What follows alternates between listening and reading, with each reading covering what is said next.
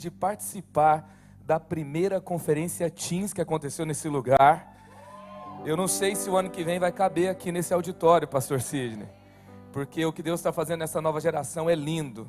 E eu quero já falar aqui, antes de mais nada, essa não é apenas uma igreja para você, essa é uma igreja para os seus filhos e para os seus netos. É uma igreja que você vai ver todas as gerações conectadas e glorificando a Deus em cada fase. A geração Z não é a geração perdida, é a geração do zelo pela presença de Deus. É a geração que ama Jesus. Você vai ver seus filhos queimando por Jesus, conhecedores da palavra e que vão levar o avivamento para onde eles forem, em nome de Jesus. Você não vai ficar preocupado se ele vai se perder na faculdade, você vai orar para ele levar o avivamento para lá, amém? Então eu estou muito feliz com o que Deus está fazendo aqui. Eu honro muito essa nova geração.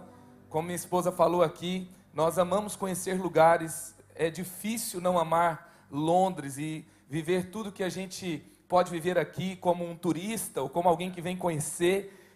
Eu estou aqui pela terceira vez, Mariana está aqui pela primeira vez, mas o que nós mais ficamos felizes, o que mais enche o nosso coração, o que é mais lindo na face da terra é a igreja de Jesus. É ver pessoas que amam Jesus e a igreja avançando para a glória de Deus. Eu trago um abraço apertado do pastor Carlito, da pastora Leila. São meus pastores, são nossos pastores. Nós amamos essa igreja. Pastor Jackson já nos abençoou tanto lá em São José dos Campos, na igreja da cidade. Tem abençoado tanto o Brasil e o mundo. Então nós estamos conectados numa rede pelo avanço do reino, uma rede de amizade, uma rede de relacionamentos, uma rede de inspiração, que é a Rede Inspire, e juntos nós temos abençoados pastores, e como nós honramos essa casa, como honramos o pastor Jackson, a pastora Kemi, e como honramos e reconhecemos o quanto eles têm sido bênção no reino de Deus. Quero honrar aqui também o pastor Paulo, a pastora Marta, que estão nos recebendo muito bem aqui nesses dias também.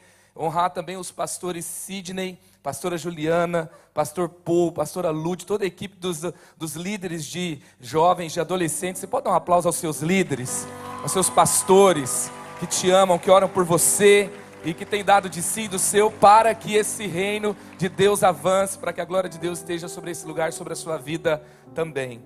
Essa viagem para mim, ela é mais abençoada ainda que as outras, porque eu estou aqui com a minha esposa Mariana. Queria que ela ficasse em pé. Ela já ministrou aqui ontem e como é bom estar com ela, porque muitas vezes não estou, né? E dessa vez também a gente pôde estar juntos servindo a Deus nesse lugar. Essa igreja é tão abençoada, gente, é tão linda, que eu e Mariana estamos tirando férias aqui nesses dias. A gente escolheu o nosso tempo de férias para estar aqui. Quando o pastor Jackson me ligou, eu falei: pastor, eu não sei se eu vou poder, tá?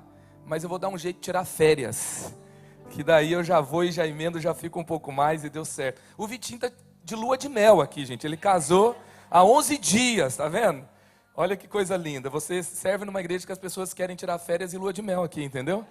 Coisa linda. Amém? Se você não casou ainda, ora, entendeu? Você já aproveitar mais ainda, né? Amém. Eu queria passar um vídeo rapidamente, de uma oportunidade que nós temos na nossa igreja, para receber jovens adolescentes por um ano. Nós já recebemos lá 4 jovens portugueses, para ficar um ano com a gente. Está todo mundo voltando, tá, pastor Paulo? Está todo mundo voltando para Portugal agora, voltou em julho, está lá na igreja do pastor Sidson. E nós estamos recebendo agora em agosto o primeiro aluno inglês, está indo para lá. E nós já recebemos 2 americanos, uma tunisiana, já recebemos alunos do Chile e recebemos até aluno de uma tribo indígena brasileira. Então, a maioria dos estados brasileiros também já foram para lá. Nós estamos na nossa 10ª turma de uma escola muito abençoada. Nós já vimos muitas vezes os brasileiros saírem do Brasil para uma escola que é muito abençoada, às vezes nos Estados Unidos, às vezes na Austrália, mas nós estamos vendo também o mundo ir até o Brasil para pegar um pouco do avivamento que está acontecendo lá e levar depois para outras nações. Então, eu queria que você assistisse o vídeo do IC College, a nossa escola ministerial.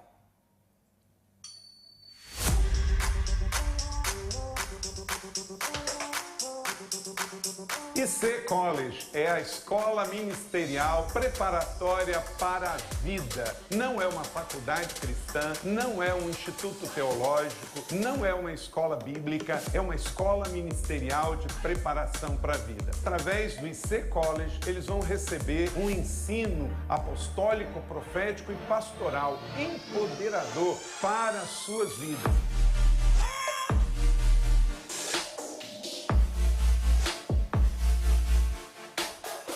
O College é alguém que ama Jesus, ama a igreja, serve intensamente na sua realidade local. Ele quer descobrir mais sobre os seus dons, o seu talento, ele tem um reconhecimento dos seus líderes locais, está já convertido, caminhando com Deus há um tempo e vai ser então enviado para se aperfeiçoar. Ele não necessariamente vai ser um pastor ou um missionário, pode ser em qualquer área de profissão, empreendedorismo, e ele vem com aquela vontade de mudar o mundo, de deixar a sua marca, de ser um avivalista nessa geração.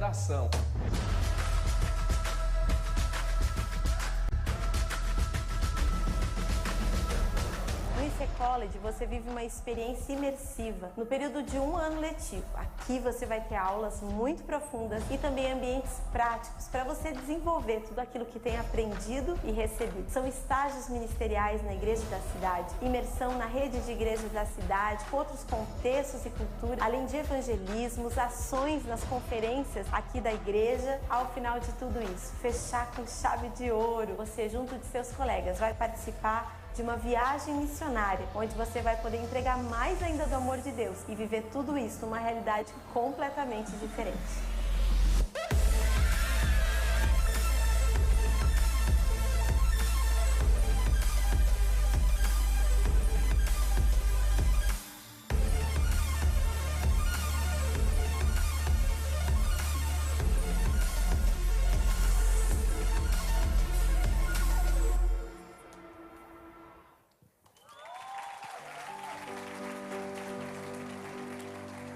Esse é o IC College, como eu disse, todo mundo que é enviado a gente devolve melhor do que foi enviado.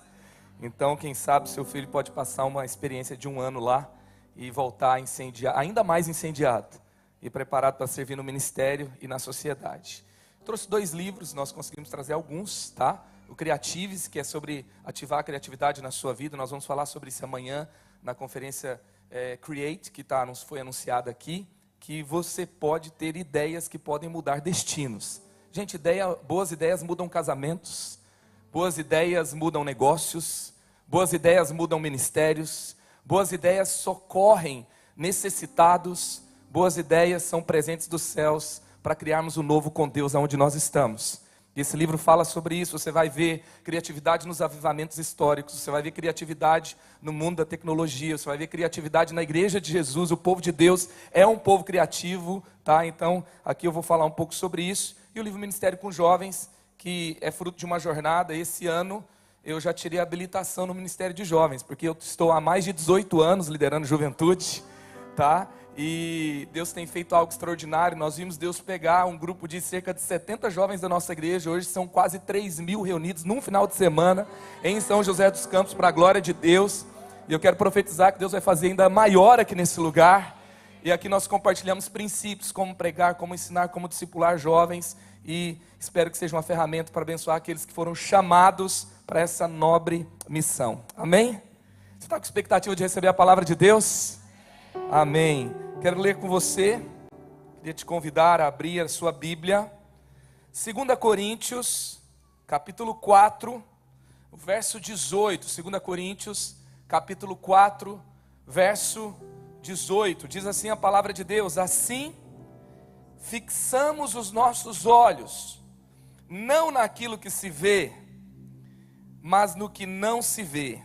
Pois o que se vê é transitório, mas o que não se vê é eterno.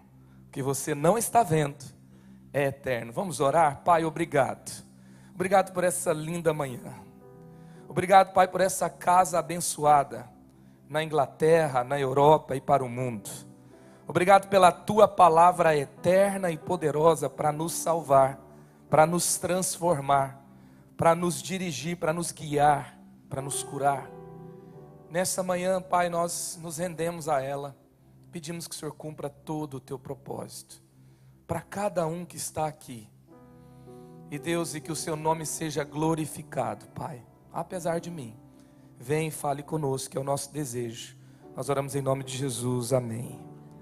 Amém. Eu queria falar aqui nessa manhã sobre sermos fascinados pela presença de Deus. Sobre ter toda a nossa atenção, todo o nosso foco, todo o nosso coração rendidos ao Senhor Jesus. E é interessante que o texto que eu acabei de ler com você é uma das listas, está fechando uma das listas de sofrimentos do ministério do apóstolo Paulo. Apenas em 1 e 2 Coríntios há 5 listas de sofrimentos que Paulo passou: naufrágio, perseguição, fome. Ele passou muitos sofrimentos pelo evangelho. E ele termina essa lista mostrando aonde estava o seu foco. Por que ele não se desanimava? Por que ele não se perdeu pelo caminho? Por que ele não ficou em uma das tentações da vida? Por que ele não desistiu de um ministério tão difícil? E ele fala: fixemos os nossos olhos. Assim, fixamos os nossos olhos, não naquilo que se vê, pois o que se vê é transitório, mas o que não se vê é eterno. Ou seja, aquilo que você não vê determina aquilo que você vê. Então o que você não vê é prioridade, é mais importante, porque é eterno. E isso vai determinar como vai ser a vida que você vê agora, como vai ser a vida que você pode tocar agora. E Paulo está falando uma palavra que não está na moda no nosso tempo, talvez não estava na moda naquele tempo também. Fixamos os nossos olhos. A palavra fixar, a palavra enraizar, a palavra permanecer, a palavra fundamentar, não são palavras tão hype, tão celebradas, tão aplaudidas, tão desejadas no nosso tempo. Mas em palavras como essa, nós temos aquilo que nós precisamos para viver em qualquer época. Qual contexto Paulo está falando? Paulo está escrevendo para a igreja de Corinto. A igreja de Corinto, a cidade de Corinto, fica num istmo. É um pequeno estreito de terra que liga duas grandes áreas do mundo antigo e do mundo atual.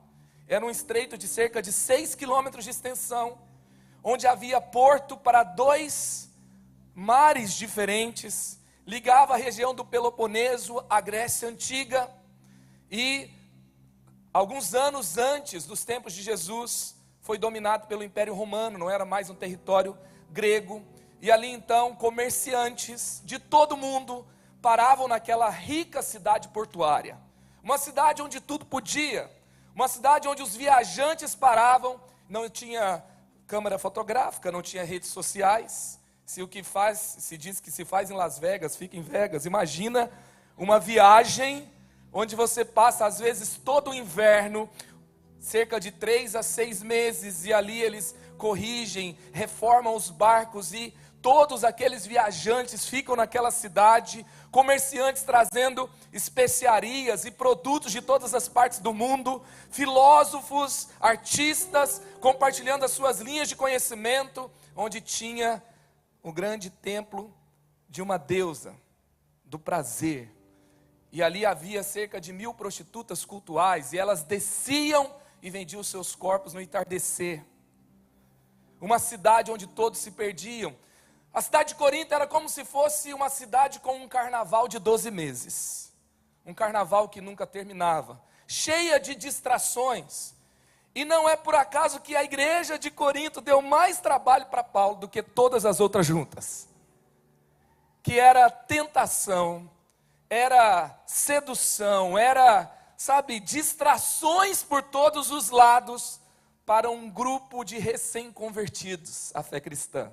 A um grupo de judeus que estavam ali e também um grupo de gentios que ali naquela cidade agora estavam conhecendo o nosso Cristo, o nosso Senhor.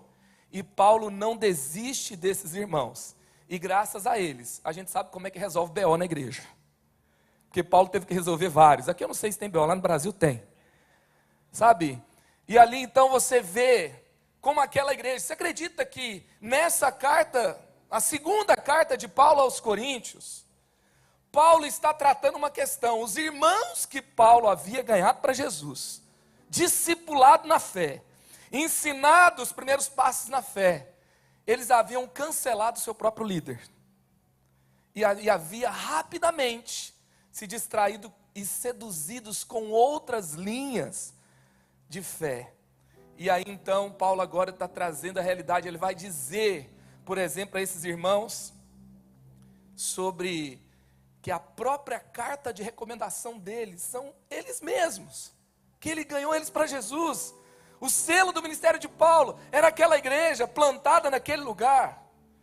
O que nós estamos vendo aqui? Uma igreja que foi seduzida, distraída em uma região, em um tempo, em uma característica muito peculiar, onde eles se perdiam o tempo todo. Agora eu quero perguntar a você, será que as características dessa cidade de Corinto têm alguma coisa a ver com os dias que a gente vive?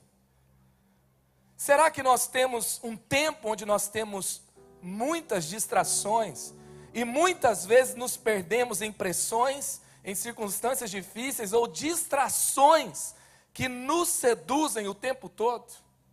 O David Kinnaman, ao estudar o nosso tempo, ele usou uma expressão: nós vivemos numa Babilônia digital, onde ele fala que a fé está se movendo para as margens e nós estamos seduzidos em um mundo que tenta roubar o nosso prazer o tempo todo. Eu não sei se você já percebeu, mas a nossa atenção virou mercadoria hoje. O que as redes sociais estão vendendo? Estão comprando? Estão comprando alguns segundos do seu tempo, estão comprando algumas horas do seu dia.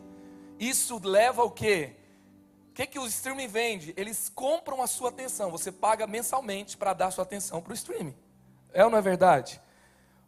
Quando você dá a sua atenção para um perfil nas redes sociais, você está dando dinheiro para aquele perfil. Isso é as redes sociais. Quando você joga um game, ou vai ter propaganda, ou você vai pagar para jogar. Você está vendendo a sua atenção. Nós vivemos a economia do prazer, ou a economia da dopamina, onde nossa atenção está sendo o tempo todo disputada por marcas, por indústrias. A sua atenção virou produto, e o tempo inteiro nós estamos decidindo a que nós vamos dar atenção. E eu queria trazer uma ilustração também de um tempo antigo, sobre um tipo de tortura que existia no tempo antigo, um tipo de tortura que dominava o mundo antigo e que era um pavor de alguém que vivia no Império Romano. Essa tortura era uma sentença dada a alguém que cometesse um ato de rebeldia, tentasse dar um golpe de Estado a um imperador romano, ao Império Romano em qualquer lugar que fosse. Queria que colocasse aqui a imagem da tortura romana, chamada distractio. Olha que cruel, é impressionante assim, a criatividade abençoou o mundo, mas às vezes ela foi usada para atos extremos de crueldade. Então você tem 4 cavalos, amarrados às 2 pernas, aos 2 braços, aos 4 membros do corpo. E esse cavalo então, esses cavalos, eles apanhavam e eles então iam em direções opostas, até que todos os membros do corpo fossem arrancados, e assim morria alguém. Pode passar a próxima imagem. E esse tipo de tortura era um espetáculo público. Então era para que alguém jamais cometesse esse mesmo ato. Quer as pessoas gostassem de assistir isso, ou não, elas eram obrigadas, para ver o que acontecia com alguém que atentasse contra o império. E o nome dessa tortura era distractio, que, curiosamente, vai originar a palavra distração. O que é distração? É tensão, ainda bem que tirou, né? Que a gente já fica agonizando olhando para essa cena. Distração é tensão em diferentes direções. É ser puxado, esticado em diferentes direções. É uma grande tensão em diferentes direções. Eu pergunto a você, será que nós não estamos sendo torturados pela distração do nosso tempo? Será que nós não estamos sendo destroçados pela tensão que vivemos em várias direções? Eu queria ler aqui uma descrição sobre os principais tipos de morte do nosso tempo. Olha só, no mundo, isso aqui é de 2013 ainda, imagina como é que está hoje. No mundo, 70% das mortes são atribuídas a fatores de risco comportamentais modificáveis, como fumar, inatividade física e dieta. Os principais riscos globais para a mortalidade são pressão alta, 13%, consumo de tabaco, 9%, nível elevado de açúcar no sangue, 6%, inatividade física, 6%, e obesidade, 5%. Então, o que nós temos aqui? Os principais tipos de morte hoje estão ligados a esses motivos, e o outro motivo é ligado também à saúde mental, que tudo tem a ver com coisas que nós podemos mudar, se nós quisermos. Se nós vencermos algum prazer que temos na vida, que achamos que são bons para nós. Nós temos a escolha disso, e hoje nós temos uma geração, algo muito comum nos adolescentes, que é o fear of missing out. É o medo de ficar de fora. É uma ansiedade crônica e constante, causada pelo desejo de participar de tudo, o tempo todo, em todo lugar. Se um adolescente tem que decidir se vai para o aniversário do amigo, se vai ver um lançamento de um jogo, que vai passar ao vivo, ou se vai estar em algum outro rolê que vai acontecer, ele já começa a ficar em pânico. Porque ele quer participar de tudo o tempo todo, porque as redes sociais te contam essa mentira, que você tem que saber tudo, tem que estar em todos os lugares, e tem que participar de tudo o tempo todo. Se você perguntar alguma coisa que ele não sabe, que é um jogo que todo mundo está jogando, ele já vai ficar, que jogo é esse? Aonde está? Como é que eu faço? Eu quero, né? Não sei se é bom, eu quero porque eu não sei o que é, eu tenho que saber. E aí, nós temos, por exemplo, muito mais tecnologia nesse aparelho que está na minha mão, do que com toda a tecnologia que levou o homem para a Lua há muitos anos, há algumas décadas atrás. Então a gente tem muita informação, a gente tem muita distração, a gente tem muita coisa nos seduzindo o tempo todo, em todo lugar e todas as gerações. E a gente pode falar que esse negócio aqui, excesso de telas, é um problema da nova geração. Mas vamos falar a verdade? É o nosso problema. Às vezes não é tudo que eles querem, é tudo que sobrou para eles.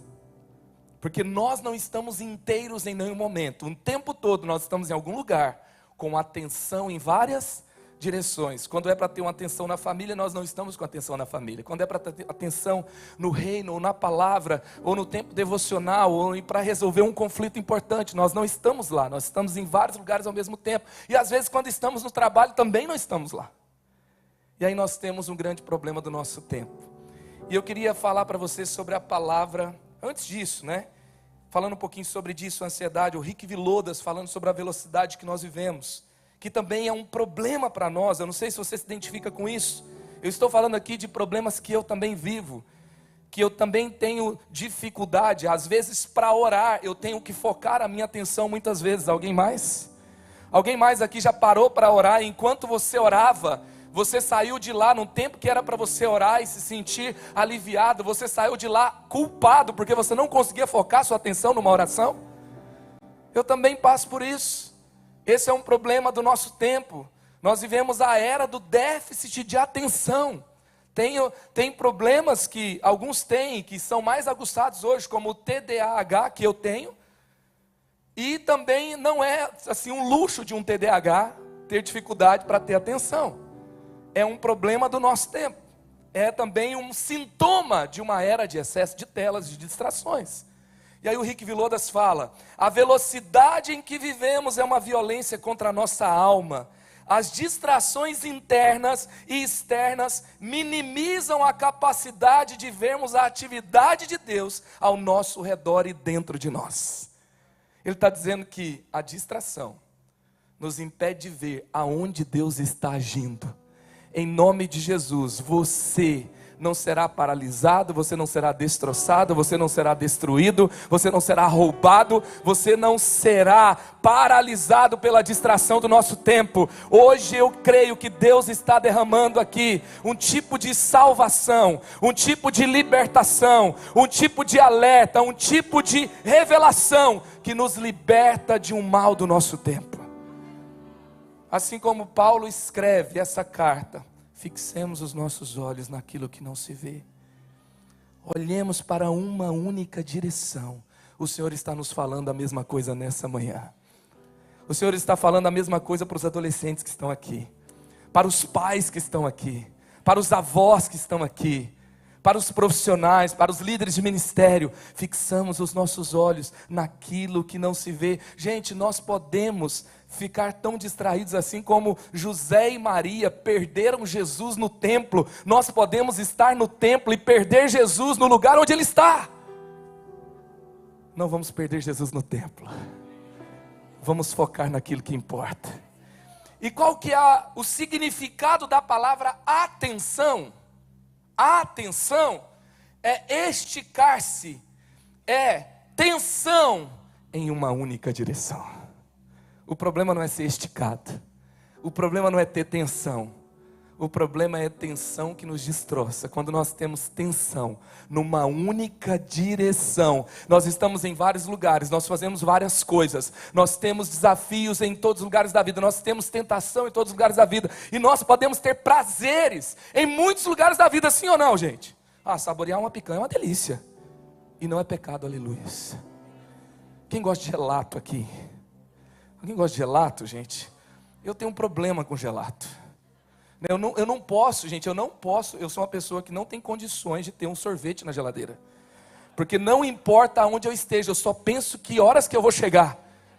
E quantos aqui já chegaram para tomar o pote de sorvete e era feijão que estava lá dentro? Você repreendeu o demônio do feijão e falou, cadê o meu sorvete? Não é verdade? Gente, prazeres da vida, prazeres que um casal pode ter na intimidade, prazer de visitar lugares especiais. Nós podemos ter prazer, nós podemos ter tensão, mas tem que ser numa única direção. Quer comam, quer bebam, quer façam qualquer coisa, façam tudo para a glória de Deus.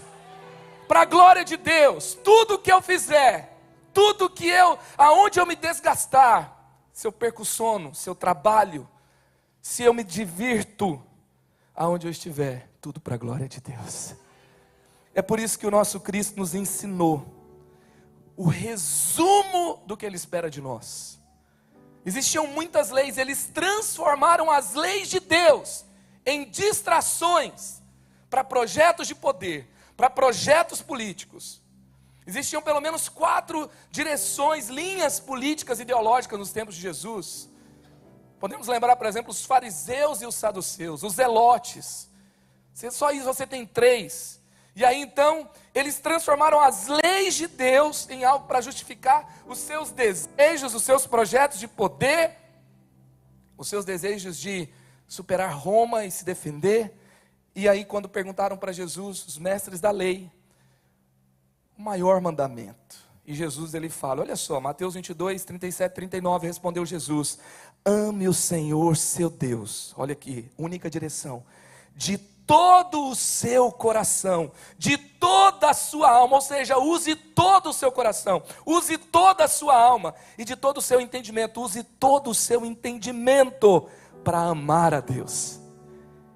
E este é o primeiro e maior mandamento, e o segundo é semelhante a ele, ou seja, essa palavra aqui é na mesma direção, não é numa direção oposta, não é para um outro lugar, é na mesma direção. Quem ama a Deus vai fazer o quê? E o segundo é semelhante a ele, ame o seu próximo como a si mesmo. Amém? Faz sentido? A libertação da distração, do destroço, da tortura da distração, é usar tudo que temos, é usar toda a nossa vida para amar a Deus e amar o nosso próximo. O que você está fazendo aqui nessa manhã? Você está amando a Deus e amando o seu próximo. O que os voluntários fizeram? Falei para o pastor Paul, falei, pastor, você vai estar aqui amanhã de manhã? Falei, pastor Cid, vocês vão estar aqui amanhã de manhã? Eu vou estar aqui às 9h30. Eles falaram, estaremos aqui às 8h30. Gente, adolescente, chegando às 8h30 para ministrar louvor, Jesus deve estar voltando. Porque tem adolescente que antes das 10 nem acredita em Deus, gente. Não é verdade? Então é o que? Nós estamos aqui, nós nos levantamos, nós servimos na igreja. Tem gente que trabalhou a semana inteira e, pelo amor de Deus, não toque no sono do domingo de manhã. E teve gente que trabalhou a semana inteira, que virou noite, que fez conferência, e que domingo de manhã está aqui, que segunda-feira vai estar voando, renovado, cheio de alegria, cheio da presença de Deus, porque o foco foi numa única direção. Nós estamos fixados nele, nós estamos glorificando a Ele, e esse é o prazer, esse é o sentido. É aí que tem valor na vida, é aí que tem grandeza na vida. Aqui a gente não perde o nosso tempo, aqui a gente honra aquele que nos chamou, e nós crescemos e nos tornamos melhores, e temos recompensas eternas. Aleluia. É sobre isso. E aqui Paulo é tão interessante. 2 Coríntios 4, ele nos dá uma aula de foco. Ele nos dá uma aula de ser fascinado pela presença de Deus. E não é apenas um teórico, mas um filósofo na cidade de Corinto, que trocou Deus por seus conjuntos de visões filosóficas. O agnóstico. Ele é alguém que tem uma vida para a glória de Deus, ensinando sobre que tipo de vida nós podemos ter, aonde ele tem chegado com essa vida e o que nós podemos ter também. Essa vida que você vai ter, é assim que você vai glorificar a Deus na sua vida também. Então vamos lá, para ser fascinado pela presença, para colocar o foco em Jesus. Entenda que, primeira coisa, a grandeza está no servir. Fala comigo, a grandeza está no servir. Então o que eu quero chamar a sua atenção aqui? Foque no seu chamado. Foque no seu chamado. Foque no seu chamado. Paulo, gente, eu não sei se você tem visto no nosso tempo, uma expressão que eu uso no nosso tempo que eu vejo muito: estou cansado de estar cansado. Quantas vezes se sente cansado de estar cansado? Você já viu pessoas que vivem cansadas? E quando você está cansado, você tem desculpa para comer o que você quer. Sabe, estou cansado, eu mereço. Eu vou me dar de presente que eu estou cansado. Cansado vira desculpa. Tem gente que usa cansaço até para pecar. É ou não é? E aqui Paulo está falando sobre como não viver cansado. Como é que Paulo está falando sobre como não viver cansado? Como é que Paulo não está reclamando que ele está cansado o tempo todo? Esse homem não para. Teve um tempo que ele ensina na escola de tirano. Que sabe como é que ele ensina na escola do outro? O período que o outro ensina, não tinha ar-condicionado na época. Sabe, era o período comercial do tempo. E no contraturno, que era o período mais quente, na hora da sesta, na hora que ninguém fazia, Paulo estava lá ensinando. E no outro contraturno ele estava fabricando tenda. Como é que Paulo não está cansado? E ele dá o segredo, 2 Coríntios 4:1. Portanto, visto que temos esse ministério, pela misericórdia que nos foi dada, não desanimamos. E olha só, o que é o significado da palavra desânimo? Tem versão que vai falar não desanimamos, tem versão que vai falar não desfalecemos. E o significado dessa palavra, que é ekakel, é estar completamente desanimado, estar esgotado, estar exausto. Paulo está falando, eu não estou ficando exausto, eu não estou ficando completamente exausto, eu não estou ficando completamente desanimado. Por quê? Porque eu tenho um ministério que não é uma obrigação, é um privilégio, é fruto da misericórdia de Deus. Visto que temos esse ministério, visto que temos esse privilégio, visto que temos esse chamado, não desanimamos. O que é essa palavra chamado? Ministério aqui é diaconia. Quantos estão entendendo o que eu estou falando aqui? O que é diaconia? Não é uma função que você tem numa igreja. Quando eu era criança tinha diáconos na minha igreja, que tem também. Eles olhavam para mim e faziam uma cara feia porque eu estava fazendo bagunça no culto. E não era Jesus que eu via na cara deles. Eu ficava com medo, não sei se é porque eu entrava debaixo da primeira cadeira e chegava até a última lá atrás. Mas os diáconos pegavam a orelha da gente, eles faziam coisas que eles seriam presos hoje em dia. É ou não é? Mas o que é o diácono aqui? Tá? O diaconia. Olha aqui, gente, que interessante. O significado da palavra diaconia é serviço, ministério, e olha só essa definição: a especialidade daqueles que executam os pedidos dos outros. Uau! Aqueles que não vivem para si mesmos, aqueles que pela misericórdia de Deus, aqueles que pela graça de Deus receberam um presente, a grandeza de não viver para si mesmos, mas estudar, se desgastar, acordar cedo, dormir tarde, para alguém chegar num ambiente como esse e sentir o peso da glória de Deus, e ser tocado por uma palavra, por um louvor, por um ambiente de pessoas comuns e pessoas improváveis e pessoas que vão passar um tempo pequeno nessa terra, que daqui a pouco vai ser uma foto desconhecida, num retrato de família. Mas nesse ambiente, alguém se desgasta para especialidade de servir o seu próximo. Paulo está falando, por isso ele não se desanima. Ele não se desanima porque ele está servindo uma igreja complicada como Corinto.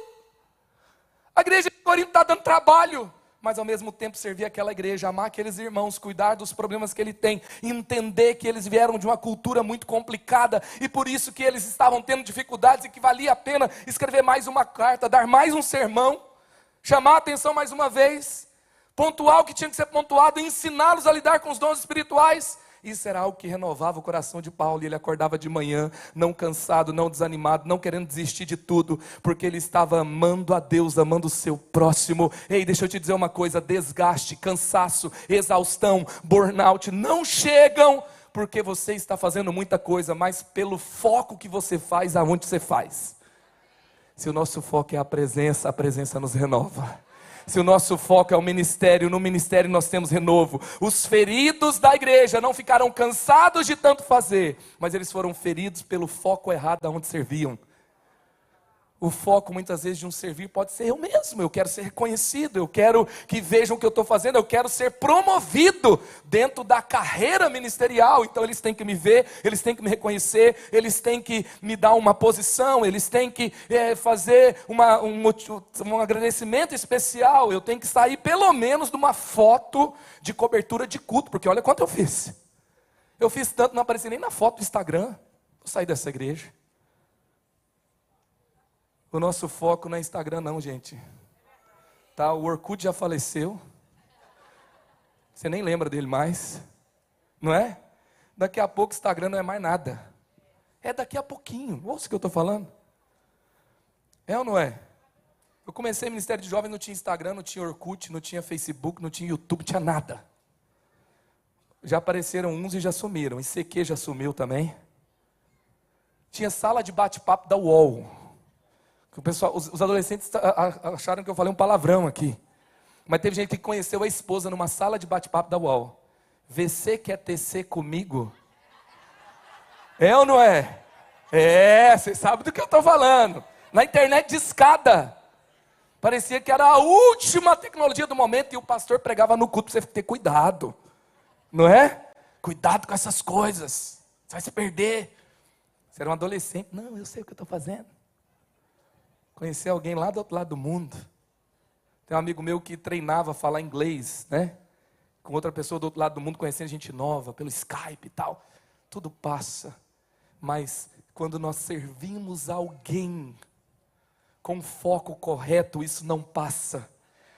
Você vai ter recompensa eterna. E você vai ver o fruto do seu trabalho no céu. E você não vai queimar no burnout. Você vai ser renovado. Segunda-feira, você que mais trabalhou na igreja, acordou de manhã, dormiu tarde, se dormiu. E ainda no final de tudo, pastor Sidney, atendeu um adolescente que estava cheio de problema, que o pai pediu para você atender. E você ficou até de madrugada e voltou no outro dia. Segunda-feira você está voando. Você está com o coração renovado. E teve gente que viajou para fazer uma programação de férias e voltou cansado e acabado. Fala, já vai ter que começar o trabalho. E você está renovado porque você cuidou, você fixou os olhos naquilo que é eterno. Aleluia, aleluia, aleluia. Eu não sei, sabe, o que você está fazendo, aonde você está. Mas você não está nesse lugar para ganhar dinheiro somente. Você não está nesse lugar para ter uma vida melhor. A fé cristã não é sobre você não ter dor, não ter desconforto, não ter desgaste. É sobre você ter tudo isso na direção correta. Porque se você tiver tudo isso para você mesmo, você não vai chegar num lugar legal. Você vai ser destroçado pela distração. É tempo de fixarmos os nossos olhos naquilo que mais se importa. Amém? Segunda coisa, para você focar os seus olhos em Jesus, para você ser fascinado por Jesus, nós temos que saber o que? Que o nosso fundamento é a verdade em Jesus, ou seja, foque a palavra. Foque a palavra. Paulo fala no verso 2, antes renunciamos aos procedimentos secretos e vergonhosos, não usamos de engano, nem torcemos a palavra de Deus, ao contrário, mediante a clara exposição da verdade, recomendamos-nos à consciência de todos diante de Deus. Paulo está dizendo, eu posso ser recomendado diante de Deus e diante de vocês, porque o que eu estou falando não é só para você se sentir bem. O que nós estamos fazendo não é sobre as minhas ideias geniais, ou as minhas ideias de última, sabe, que eu tive, que são totalmente atuais. O que nós estamos fazendo é uma obediência à palavra de Deus. A nossa vida é sobre expor a verdade e se adaptar a ela, e não adaptar a verdade a nós, aos nossos desejos. Tem muita gente se perdendo na vida cristã, porque a vida cristã se tornou um jogo de adaptar a palavra à sua vida.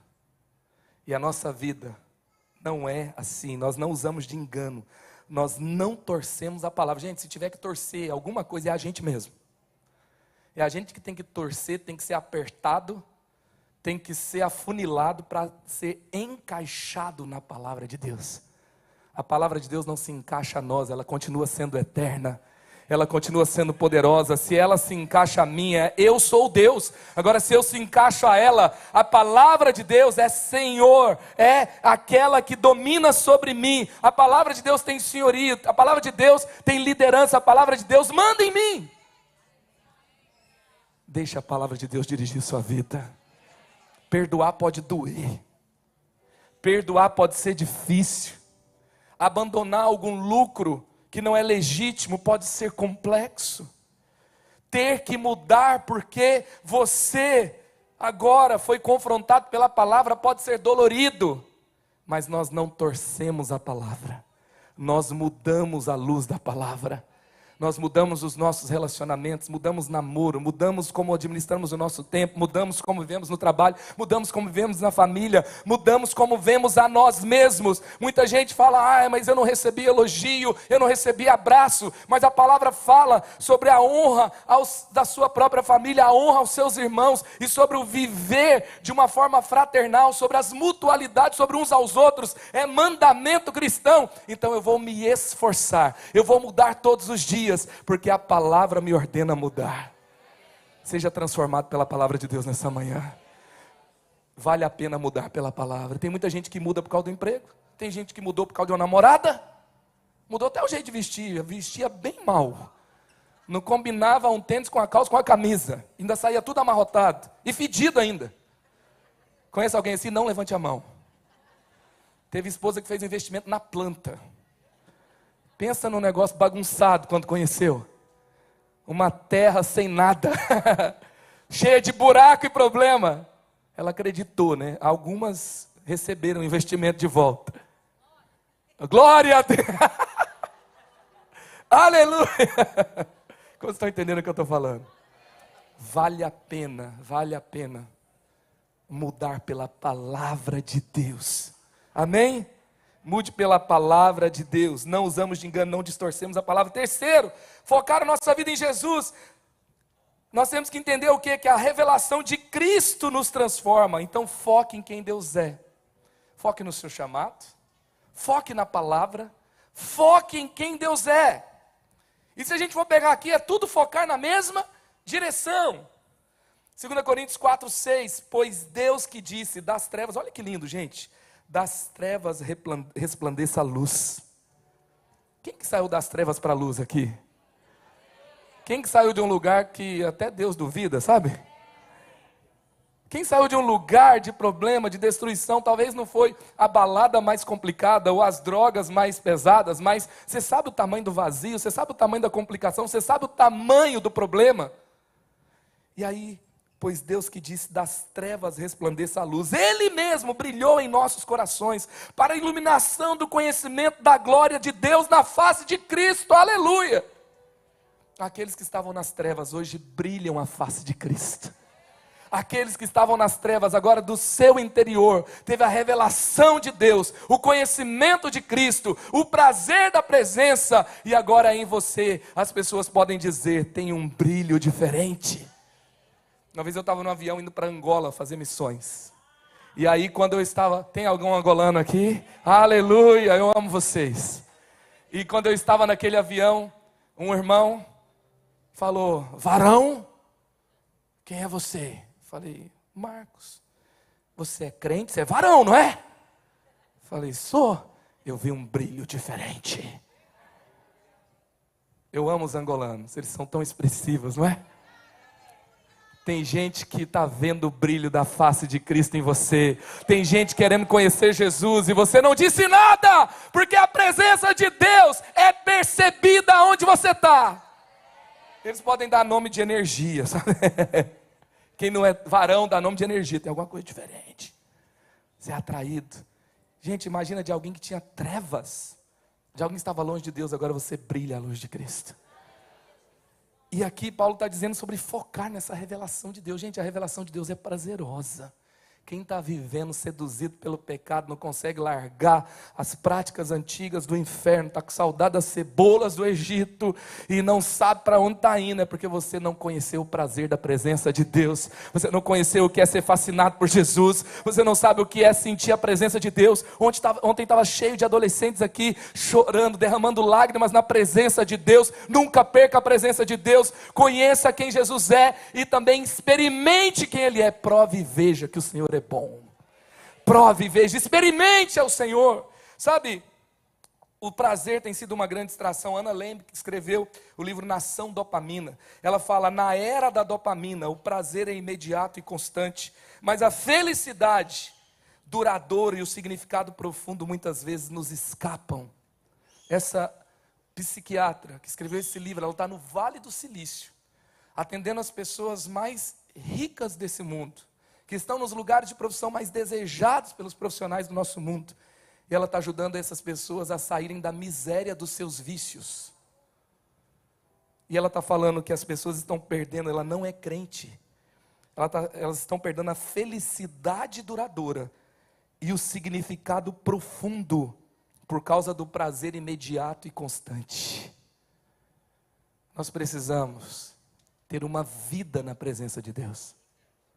Aí que vem a felicidade duradoura e constante. Nós temos que ter uma vida que honra a Deus no secreto, porque aquele que está no secreto nos recompensará. O tempo no secreto que te recompensa não é o quanto você ora bonito, não é o quanto você se distrai ou não se distrai. Muitas vezes, eu posso me distrair, como diz no livro do pastor Rick Vilodas, se eu tenho 10.000 distrações em um tempo de 10 minutos de secreto, são 10.000 oportunidades de trazer a minha atenção para a presença de Deus. Eu não saí de lá com uma oração perfeita, mas eu estava no secreto, e não é só falar com Deus, é estar com Deus, porque aquele que está no secreto te recompensará. Não saia de casa sem recompensa do secreto. Quantos gostam de churrasco aqui? E quantos gostam de pipoca aqui? Eu não gosto de pipoca, mas eu gosto de churrasco. Mas olha só, gente. Quantos já viram vendedores de pipoca na frente de churrascaria? Você já viu um vendedor de pipoca? Quando você chega em casa varado de fome, qualquer pipoca é picanha para você. Agora sai de uma churrascaria, você sai picanha pelo olho, pelo nariz, pedindo perdão pelo pecado da gula. Aí um vendedor de pipoca, esse vendedor de pipoca passa fome, não passa? Agora, eu vou buscar os meus filhos, às vezes na escola, na frente da escola, 6:30 da tarde, uma última vez que eu comia, 12:30. Cheiro de pipoca com queijo subindo.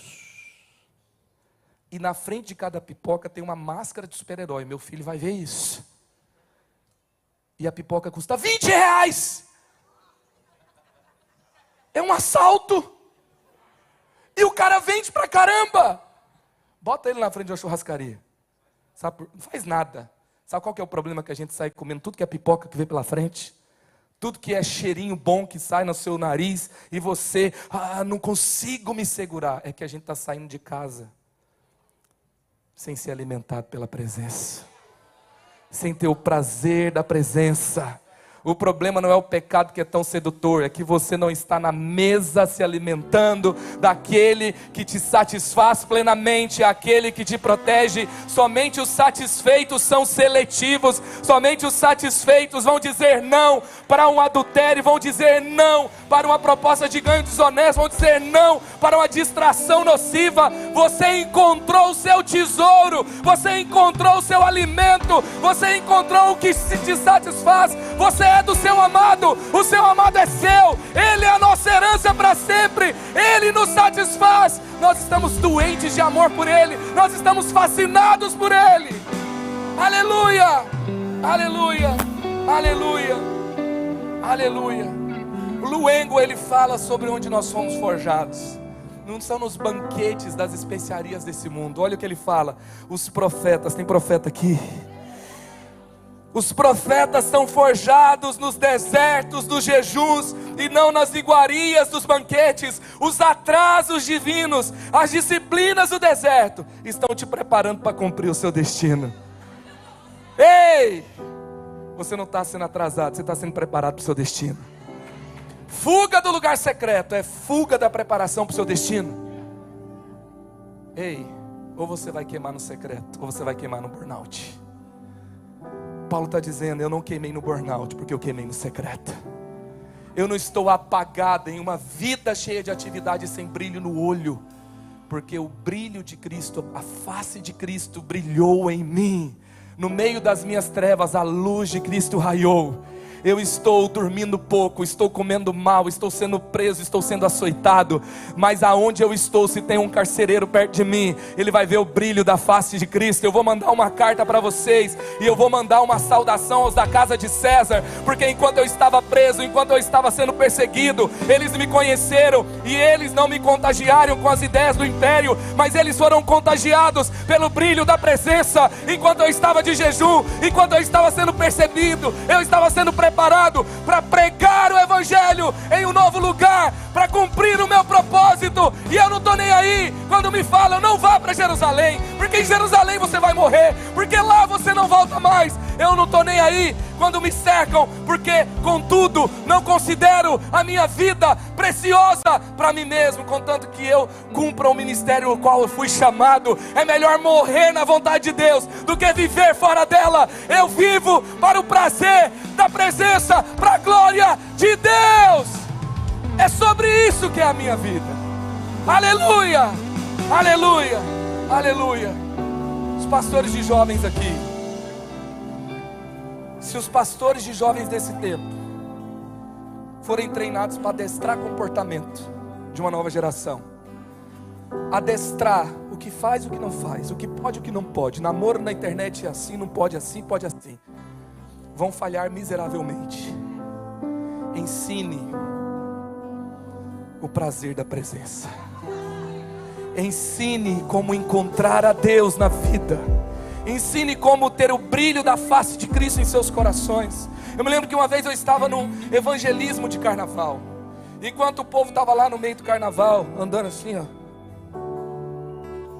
a gente estava lá com a bateria animada falando sobre o amor a Jesus. E sabe o que acontece? Veio uma jornalista e falou assim: como que vocês conseguem manter esses jovens na igreja? Uma jornalista da grande mídia no Brasil. E eu respondi: as portas ficam sempre abertas. Veio a indignação, porque ela estava dizendo: a igreja é tão chata, é o pior lugar para o jovem, como é que vocês conseguem manter esse povo na igreja? Lugar de fanático, doido. Eu dizia: as portas estão sempre abertas, mas uma vez que eles conhecem a presença de Deus, eles sabem quem Jesus é, o que vai ser mais sedutor? O que vai ser mais prazeroso? O que vai completá-los como Jesus? E por último, o poder de Deus é de Deus e a glória é de Deus. Se nós fazemos alguma coisa, se Paulo ressuscitou mortos, se Paulo curou enfermos, se Paulo libertou pessoas das garras de Satanás, ele tem um profundo entendimento. 2 Coríntios 4:7, mas temos esse tesouro em vasos de barro, para mostrar que o poder que a tudo excede, tudo vai apontar para o mesmo lugar, provém de Deus e não de nós. Temos grandes feitos, mas não temos mérito, porque é a glória de Deus. Quem anda com Deus tem grandes feitos com Deus. Quem anda com Deus tem grandes histórias com Deus, mas a glória é de Deus, porque o poder provém de Deus, e a glória é de Deus, e tudo que fazemos é para a glória de Deus. Aleluia, aleluia. Nós não somos distraídos pela ambição dessa vida, porque nós queremos recompensas eternas e não recompensas nesse mundo. Quem é validado pelo céu não precisa de likes da terra. Temos que ter o prazer de ser validado pelo céu. Pare de ser destroçado pelas distrações desse mundo e seja fortalecido em Jesus. E Paulo vai dizer: o que acontece com esse que vive focado em Jesus? O que acontece com esse que tudo é para a glória de Deus? O que acontece com esse que o foco é a palavra de Deus? Queria que você ficasse em pé. E eu quero declarar essa palavra sobre você. Em nome de Jesus, o que Paulo vive, aqui a partir do versículo 8 a 11, depois do versículo 14 a 18, o que Paulo está vivendo aqui, vai ser a realidade na sua vida. Paulo está falando: a minha vida é para a glória de Deus. Está cheio de sedução, está cheio de problema, está cheio de pressão, já está chegando a perseguição, mas fixemos os nossos olhos naquilo que não se vê. E o que acontece com esses que fixam os olhos? O que acontece com você que está fixando seus olhos em Jesus? Quantos estão fixando os olhos em Jesus aqui? Vamos lá, verso 8 até o verso 11. De todos os lados somos pressionados, mas não desanimamos. Ficamos perplexos, mas não desesperados. Somos perseguidos, mas não abatidos. Somos perseguidos, mas não abandonados. Abatidos, mas não destruídos. Trazemos sempre em nosso corpo o morrer de Jesus, para que a vida de Jesus também seja revelada em nosso corpo. Pois nós que estamos vivos, somos também sempre entregues à morte por amor a Jesus, para que a sua vida também se manifeste no nosso corpo mortal. Depois lá no verso 14, porque sabemos que aquele que ressuscitou Jesus dentre os mortos, também nos ressuscitará com Jesus, e nos apresentará com vocês. Tudo isso é para o bem de vocês, para que a graça que está alcançando um número cada vez maior de pessoas, faça que transbordem as ações de graças a Deus, para a glória de Deus. Por isso, não desanimamos. Você não vai ficar desanimado. Embora exteriormente estejamos a desgastar-nos, interiormente estamos sendo renovados. Segunda-feira, terça-feira, quarta-feira, quinta-feira, todos os dias, renovados dia após dia.